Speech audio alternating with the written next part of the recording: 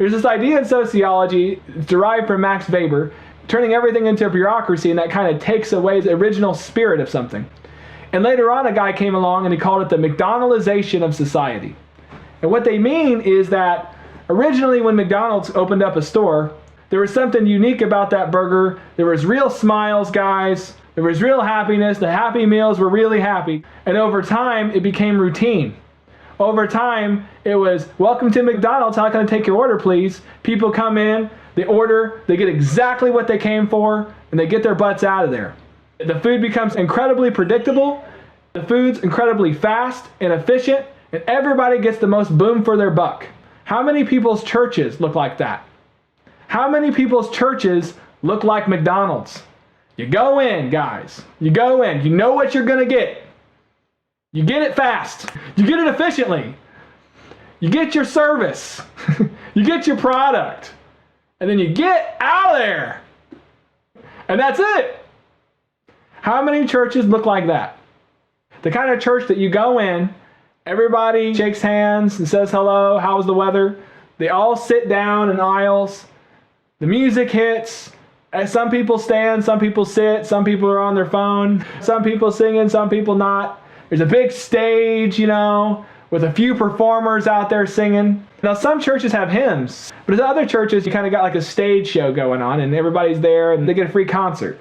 Then after the concert, the pastor might go out and say, hey, pray for so-and-so, pray for so-and-so. Then they go, okay, everybody flip to this.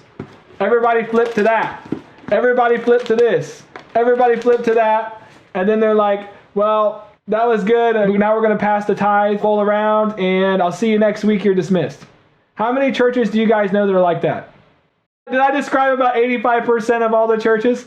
The expectation is more or less what I just mentioned. That's the script. Now, I didn't actually mention any words of the Bible there, guys. I didn't mention a single teaching of Jesus Christ. I didn't mention a single Greek or Hebrew word. I just mentioned the script of 90% or maybe 85% of all the churches. So anyway, the Bible is a script. So the church needs to be scripted a little bit. But this McDonaldization of church has gone to the point where people are flipping. The pastor's saying, hey, flip to this scripture. Hey, flip to that scripture. And people are doing it mechanically. And they're not even reading their own Bibles anymore. They're just having the pastor read it to them. And that's it. So imagine that your church is a body, kind of like a sports team. Your pastor is like the quarterback, and you got a game plan, guys. You got a game plan. You got to have a little bit of a script. You got to have a little bit of a game plan. There's got to be rules, guys. We can't just allow people to come to church naked. You got a general strategy. What is your strategy at church? What is your strategy? Is the strategy for people to come together and rehearse their religion? Or is your strategy for people to come together and practice your religion? Is your strategy for people to come together and read the Bible? Or is your strategy to come together and show people what the Bible means? Which one? How many people want to see the Bible in action? Like when Jesus says, sell everything you have, pick up the cross and follow me. I want to see more people doing that. When Jesus says, love your neighbor as yourself, I want to see more people doing that. I want to see more people interested in being born again in the Spirit than being saved. That's my personal preference. Now, that's a divisive issue. I don't mind seeing people saved from hell, but I want to see more people born again in the Spirit. I want to see more people know Christ. Know Christ directly.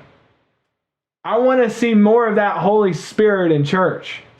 Now, I'm not talking about a performance. I'm talking about a little bit of that unscripted Holy Spirit. Not the unscripted chaos of the devil, but that unscripted Holy Spirit that you see in Acts. Where is that? Where is that? I want to see more listening. Listening to people who aren't the pastor. I want to see a lot more than turn to your neighbor and say amen. You get that, church? The church is going crazy, right? He's preaching a sermon, I'm preaching a sermon. All right, wherever you are right now, turn to your neighbor and say, the pastor's right. And everybody goes, yeah, the pastor's right, the pastor's right. Everybody turn to your neighbor and say, God loves you, God loves you, God loves you. That's good stuff. But I want to see a higher level of interaction than that. Everybody that you encounter, really listen to them as if God is teaching you a lesson through them. It's time for us to spontaneously break out in song and dance and do a little bit more than amen in church. Do I sound like the devil? How many people think I sound like the devil? Turn to your neighbor and go, he sounds like the devil. He sounds like the devil. He's just trying to create chaos. Everybody in heaven, everybody out there who's died is watching you. God is watching. Moses is watching. Elijah's watching. Paul's watching. Everybody's watching this live stream right now. What am I going to do? All right, everybody. We're going to turn to Proverbs chapter 15. Everybody flip over there. All right, we're dismissed. I fell asleep. And very, very rarely will you hear the direct teachings of Jesus Christ in church. But I recently visited about 20-something of them. And over the past 4 or 5 months or whatever it's been. And I've only heard 2 sermons that were Christ-focused. 2 sermons. 2 sermons, guys. The rest of them, nope. Jesus Christ was mentioned in passing. The direct teachings of Jesus weren't there.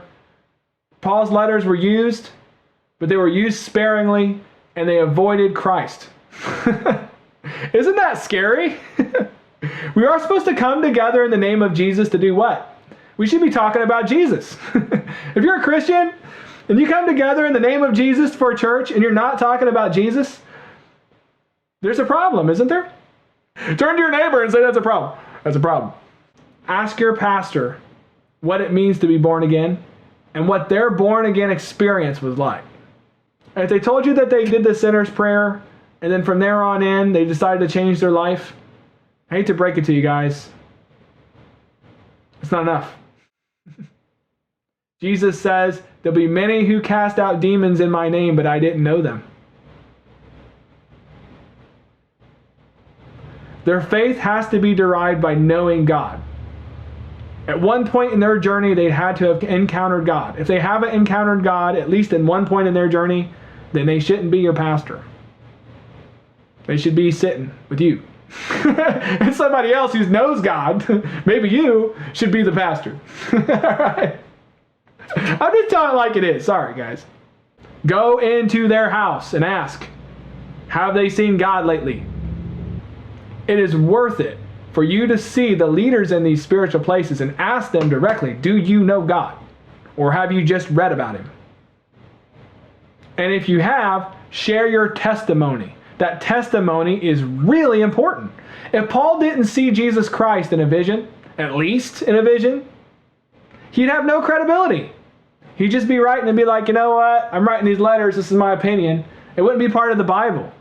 He had to lay claim of having some kind of direct experience with God in order to have any sort of authority. I'm saying that about every single pastor.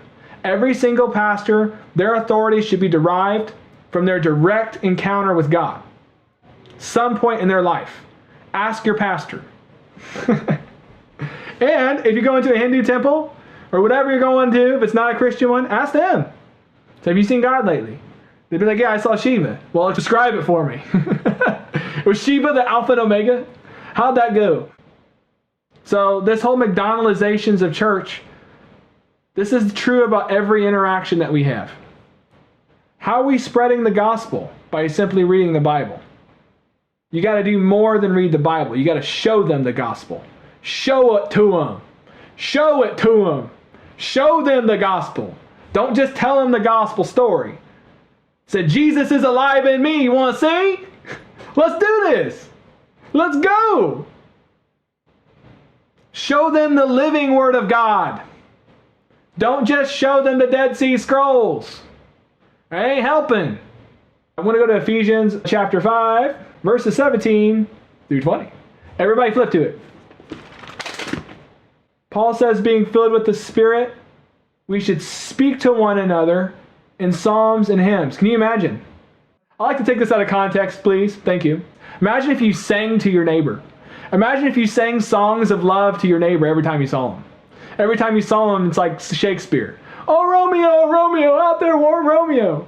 You're singing praise of your companionship with you and your neighbor and, most importantly, God.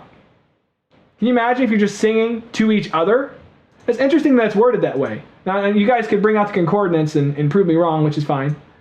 Speak to one another in psalms and hymns. So you're not just singing to God. Imagine if praise and worship was designed that way. The pastor goes out, he goes up there, he's like, I'm going to sing this song. It's about praising Jesus, but it's also about the love I have for everybody in this room. Wouldn't that be something?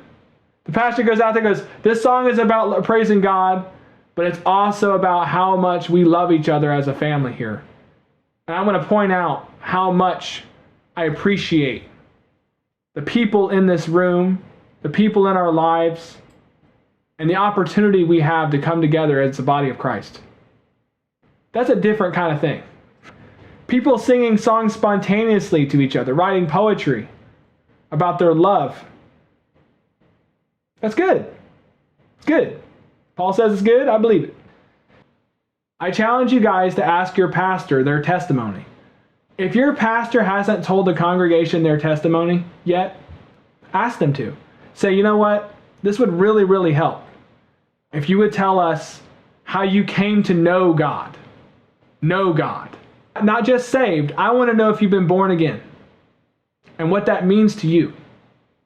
A genuine born-again experience. This is something that is not converting to a religion particularly.